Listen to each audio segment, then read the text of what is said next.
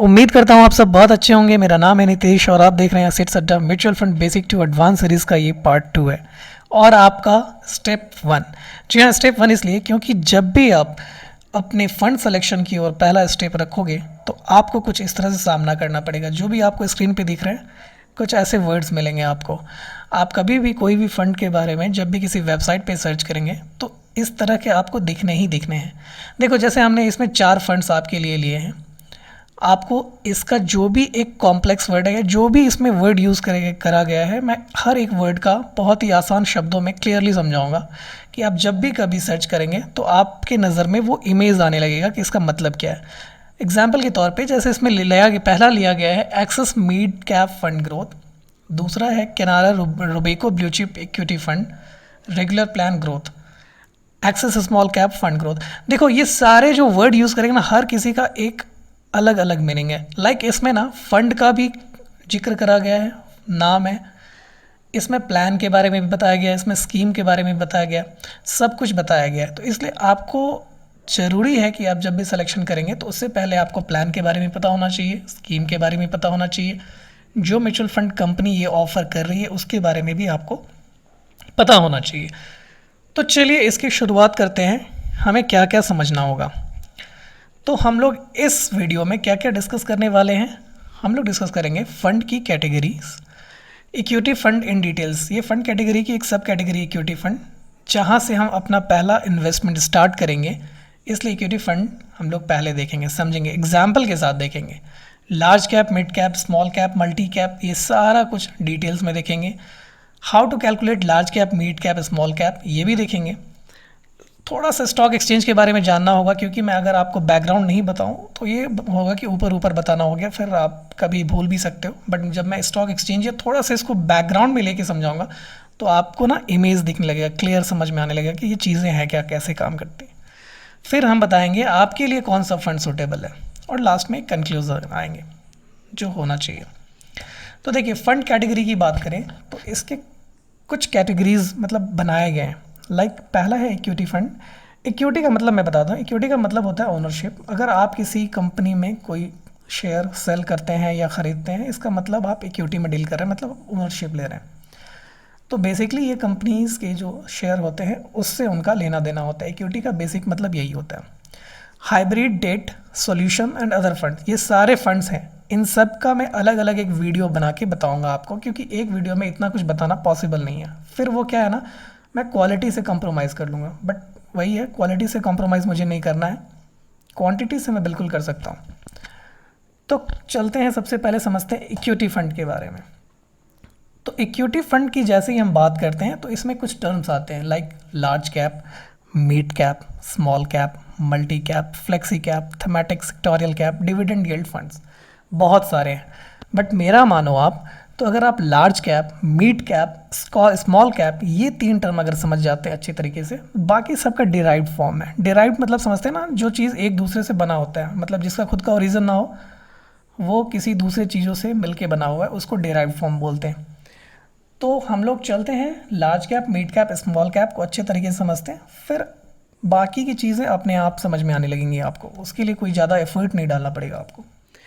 तो देखते हैं large cap, mid cap, small cap, इसको 2 तरीके से समझ सकते हैं। मार्केट कैपिटलाइजेशंस, ये क्या होता है, इसे मैं आसान शब्दों में समझाता हूँ। लाइक आपको कोई कंपनी पसंद आ गई जिसे आप ख़रीदना चाहते हो। एग्जाम्पल के तौर पे आपको जोमेटो पसंद आ गया। जोमेटो जिसका अभी हाल में आईपीओ आया है, लॉन्च हुआ है अभी, वो लिस्टेड हो गई वो कंपनी। आईपीओ क्या होता है मैं बताऊंगा जब मैं स्टॉक मार्केट क्लास लेके आऊँ, उसमें डिटेल में बताऊंगा आईपीओ क्या होता है। तो लाइक आपको जोमेटो पसंद आ गया, आप चाहते हो उसको ख़रीदना, तो आपको देखना पड़ेगा कि आज की डेट में उसकी वैल्यू कितनी है। जो उसकी वैल्यू है आज की डेट में, वही उसका मार्केट कैपिटलाइजेशंस कहलाएगा। वो कैसे निकलता है वो मैं बताता हूँ आगे। ऐसे आप अगर देखो मोटा मोटा, तो 20,000 करोड़ और उसके ऊपर जो भी कंपनीज है वो लार्ज कंपनी कहलाएंगी। जो 5,000 और 20,000 के बीच में वो मिड कैप, और जो 5,000 करोड़ के नीचे वो स्मॉल कैप।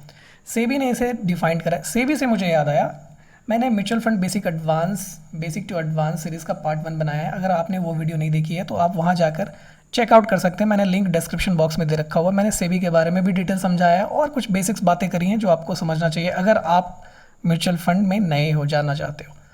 तो सेबी ने इसे कैसे डिफाइन करा है, उन्होंने कहा कि फर्स्ट 100th कंपनी, मतलब 1 से लेकर 100 तक कंपनी जो है वो मार्केट कैपिटलाइजेशन के अकॉर्डिंग जो भी हैं वो लार्ज कैप के अंदर आती हैं। 101 से 250 तक मार्केट कैपिटलाइजेशन के टर्म्स में वो मिड कैप में है, और 251 ऑनवर्ड्स जो भी हैं वो स्मॉल कैप के अंदर आती हैं। अब आपके दिमाग में आ रहा है कि कौन सी 100 कंपनी है, 101 से 250 कंपनी कौन सी। इसके लिए मैं थोड़ा सा आपको बैकग्राउंड में लेके चलता हूँ जो आपको क्लियर पिक्चर देगा और आपकी अंडरस्टैंडिंग बढ़ जाएगी ये देखने के बाद कि ये चीज़ें आई कहाँ से, ये सब सारी बातें जो हम कर रहे हैं वो चीज़ें एक्चुअली उसकी ओरिजिन क्या है। तो चलिए इसके लिए लेकर चलता हूँ मैं आपको इंडियन स्टॉक एक्सचेंज। जी हाँ, आपने सब ने सुना होगा न्यूज़ में या कहीं ना किसी से सुना ही होगा। 2 एक्सचेंजेस हैं हमारे, बॉम्बे स्टॉक एक्सचेंज और नेशनल स्टॉक एक्सचेंज। जो भी इंडियन कंपनीज़ है, जो भी IPOs लेके आती है, जो भी नई कंपनी लिस्ट होती है, इसके अंदर ही लिस्ट होती हैं। तो इसमें मोर देन 1000 कंपनीज लिस्टेड हैं। तो जो अभी हम बात कर रहे थे 1 से लेके 100, 101 से लेके 250 या 251 से लेके जो भी कंपनीज़ है वो सारी कंपनीज़ इसके अंदर लिस्टेड है। हम लोग NSE के वेबसाइट पे जाके इसे देख सकते हैं कि कौन सी कंपनीज़ पहला 100 कंपनी है, 101 से 250, 251 से जो भी है, वहाँ पे सारा कुछ डिटेल दे रखा होगा। देखिए इसके अंदर 2 चीज़ें हैं, निफ्टी और सेंसेक्स। आपने न्यूज़ में काफ़ी टाइम देखा होगा। ये सब सारा मैं स्टॉक एक्सचेंज में स्टॉक मार्केट का जो क्लास है जो मैं लूँगा सीरीज़, उसमें सब कुछ बताऊँगा डिटेल्स में। अभी मैं जस्ट ओवरव्यू दे रहा हूँ कि ताकि आपको ना वो टर्म्स दिमाग में चलता रहे, आप कहीं और ना डाइवर्ट हो जाओ। तो निफ्टी के अंदर जनरली 50 कंपनीज़ आती हैं, टॉप 50 कंपनीज़, और सेंसेक्स के अंदर 30 कंपनीज़ आती हैं। जो आपने सुना होगा TCS, इन्फोसिस, रिलायंस इंडस्ट्रीज़, ये सब लार्ज कंपनीज़ हैं, इनकी वैल्यूएशन बहुत है और ये टॉप 50, टॉप 30 में ये कंपनी आती है। तो आप ऐसा भी समझ सकते हो जो टॉप 50 कंपनीज़ है वो पहला 100 कंपनी का ही पार्ट है ये, या 30 जो भी है वो उसी का पार्ट है। तो ये जस्ट मैंने ओवरव्यू बताया आपको, जस्ट बेसिक अंडरस्टैंडिंग के लिए। अभी हम चलते हैं कैलकुलेट कैसे करते हैं, how to calculate market capitalisation, आप कैसे समझ पाओगे। इसके लिए ना एक फॉर्मूला है, फॉर्मूला कुछ नहीं है, MC = N × LTP। MC मतलब मार्केट कैपिटलाइजेशन, N मतलब number of outstanding shares, P का मतलब होता है closing price of each share. देखिए मैंने वो अभी इंडियन स्टॉक के बारे में इसलिए बताया, कुछ टर्म्स हम वहाँ से रिलेट करेंगे। ये जो हमने P का जो फुल फॉर्म बताया आपको, क्लोजिंग प्राइस मतलब स्टॉक एक्सचेंज लाइक जैसे 9:15 to 3:30 मार्केट टाइम है मंडे टू फ्राइडे। तो अगर 3:30 में जो कंपनी का लास्ट प्राइस रहा होगा शेयर का, वो हो जाएगा उसका closing price of share, right. तो अगर आपको किसी company like ABC industries limited कोई कंपनी है, अगर आपका उसका वैल्यूएशन निकालना है, उसका मार्केट कैपिटलाइजेशन निकालना है, तो आपको जो उसके नंबर ऑफ शेयर्स हैं जो उन्होंने अलॉट कर रखे हुए हैं और उसकी क्लोजिंग प्राइस उस डेट की जो है, उन दोनों को मल्टीप्लाई करेंगे तो उसका मार्केट कैपिटलाइजेशन निकल के आ जाएगा।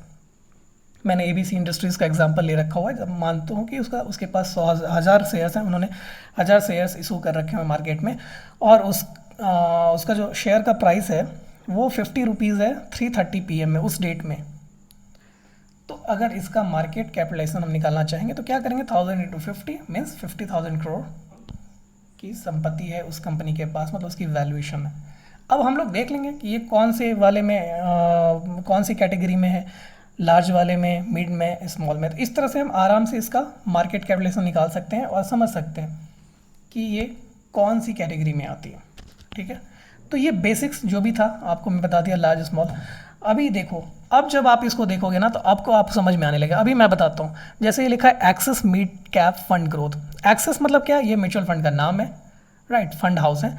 मिड कैप अभी आपको समझ आ गया, जैसे आप मिड कैप सुनोगे ना आपके दिमाग में चलने लगा, अच्छा इसका मतलब इसके अंदर जो भी कंपनीज होंगी उसका रेंज, उसका जो मार्केट कैपिटलाइजेशन होगा ये इतने से इतने के बीच में होगा, राइट। ग्रोथ मतलब मैं बताऊंगा, इक्विटी में होता है ग्रोथ, एक अलग टर्म है ये, इसको मैं अलग से बताऊंगा डिटेल्स में, ये भी काफ़ी इंपॉर्टेंट है।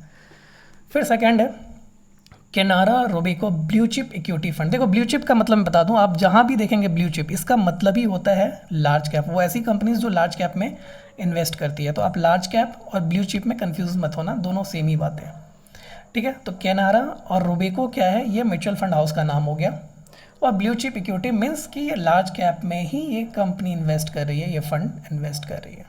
रेगुलर प्लान यहाँ दिख रहा है आपको, रेगुलर, और एक होता है डायरेक्ट प्लान, म्यूचुअल फंड का अगर आप सबसे इम्पॉर्टेंट कुछ बोलो तो यही है। ये सिलेक्शन आपने कर लिया, ये समझ लिया आपने, तो मतलब समझो आपने बहुत पैसे बचा लिए, जो कि मैं नेक्स्ट पार्ट यही लेकर आ रहा हूँ। डायरेक्ट प्लान क्या होता है, रेगुलर प्लान क्या होता है, वो मैं नेक्स्ट पार्ट में आपको समझाऊंगा। अभी मैं ये समझा लूँ आपको। फिर देखो आप एक्सेस स्मॉल कैप फंड है, तो स्मॉल कैप एक्सेस क्या हो गया, इसमें आपका फंड का नाम हो गया। स्मॉल कैप फंड मीन्स क्या हो गया, आप समझ जाओगे कि इसकी मार्केट कैपिटलाइजेशंस इतने से इतने के बीच में है। इसी तरह से Mahindra Manu life multi cap means क्या है कि इसमें सारे आ जाते हैं, लार्ज कैप, स्मॉल कैप और मिड कैप। तो ये हमने जस्ट एग्जांपल लिया है आपको कि जब भी आप किसी फंड के बारे में सर्च करोगे तो अभी आपको हर एक टर्म के बारे में पता होगा, उस बेसिस पे आप अपना सिलेक्शन कर सकते हो। देखो तो अभी कंक्लूजन पे आते, और हाँ, अगर आपको वीडियो थोड़ा भी पसंद आ रहा है तो प्लीज़ लाइक दबा दें, सब्सक्राइब भी कर दीजिए और बेल आइकन भी दबा दीजिए कि मेरा नोटिफिकेशन आपको मिलता रहे और आपका पहला इन्वेस्टमेंट में कहीं देर ना हो। 3 से 4 सेकंड लगेंगे हार्डली, छोटा सा क्लिक करना है, क्लिक कर दीजिए, हमें भी अच्छा लगेगा। और अगर आपको डिसलाइक करना है वो भी कर दें, बट रीज़न ज़रूर बता दें आप कमेंट बॉक्स में क्या पसंद नहीं आया, क्योंकि मैं आगे वीडियो में उस चीज़ को इम्प्रूव कर लूँगा। तो देखिए, large cap, mid cap, small cap, ये तो हमने समझ लिया। अभी समझते हैं कि किस में इन्वेस्ट करना चाहिए, नहीं करना चाहिए, किस में क्या फ़ायदा है। बेसिकली आप एक बात समझ लो, जिसमें ज़्यादा रिटर्न होता है उसमें रिस्क उतना ही होता है। तो लार्ज कैप क्या है, इसमें थोड़ा रिस्क कम है तो रिटर्न भी थोड़ा कम है। ऐसे ही मॉडरेट टू हाई रिस्क जाता है मिड टू स्मॉल कैप में। लार्ज कैप क्या है, इसका थोड़ा ग्रोथ कम हो जाता है क्योंकि ऑलरेडी ये बहुत बड़ी कंपनी बन चुकी है, तो इसका थोड़ा सा क्या है ना कि एरिया ऑफ इम्प्रूवमेंट वो थोड़ा कम हो जाता है कंपेयर टू मिड कैप और स्मॉल कैप में। बट आप अगर वोलेटिलिटी देखो तो ये लार्ज कैप का काफ़ी स्टेबल होता है, जो कि बहुत अच्छी बात है। मतलब इसका प्राइस बहुत अप डाउन नहीं होता है, तो आपका रिटर्न भी काफ़ी स्टेबल वे में होगा। बट मिड कैप में इसका फ्लक्चुएशन बहुत होता है, प्राइस अप भी जा सकता है, डाउन हो सकता है। स्मॉल कैप में तो और ज़्यादा होता है, इसलिए इसका वोलेटिलिटी भी बहुत ज़्यादा हो जाता है। लार्ज कैप में data accessible to fund manager, ये क्या होता है, जो भी हम फंड मैनेजर को देते हैं, जो भी म्यूचुअल फंड में इन्वेस्ट करते हैं लार्ज कैप में, तो उसके जो फंड मैनेजर होते हैं ना, उसके पास डेटा बहुत मिल जाता है लार्ज कैप में, क्योंकि ये बहुत पुरानी कंपनी होती है, तो इसका हिस्ट्री उन लोग चेक करते हैं और वो काफ़ी अपनी एक्सपर्टीज़ दिखा के सही रिटर्न हमें देते हैं। But mid cap, small cap के इसमें क्या होता है, कंपनीज थोड़ी पुरानी, कम पुरानी होती है, तो इनका सही डेटा नहीं मिल पाता है, तो इसलिए वो भी श्योर नहीं हो पाते कि अगर इसमें पैसा लगाएं तो क्या वो रिटर्न देगा भी या नहीं देगा, तो इसलिए इसका रिस्क जो है वो थोड़ा ज़्यादा हो जाता है। तो अभी ये आ रहा है कि आपको कहाँ इन्वेस्ट करना चाहिए। मैं यही सजेस्ट करूँगा, अगर आप सिर्फ एक म्यूचुअल फंड खरीदना चाहते हो तो आप लार्ज कैप में लगाएं इनिशियली। इसमें आपको रिटर्न भी ठीक मिलेगा, वोलेटिलिटी भी स्टेबल है और आपका रिस्क भी बहुत कम है। तो आप पहला अगर इन्वेस्टमेंट करना चाह रहे हो म्यूचुअल फंड में, तो मैं सजेस्ट करूँगा आप लार्ज कैप के साथ जाएँ। अगर एक से ज़्यादा करना है तो मैं अगली वीडियो में बताऊँगा कि उसमें किस में जाना है आपको। तो ये बेसिकली समअप हो गया large cap, mid cap, small cap. I hope कि मैंने सारा पॉइंट क्लियर कर दिया। अगर आपको कोई भी पॉइंट में थोड़ा भी कन्फ्यूज़न लगे तो आप मुझे कमेंट बॉक्स में वो पॉइंट मेंशन करेंगे, मैं आपको ट्राई करूँगा कि आपको उस टर्म के बारे में और आसान शब्दों में समझा पाऊँ। Thank you for watching. तब तक के लिए keep smiling, keep watching. Thank you.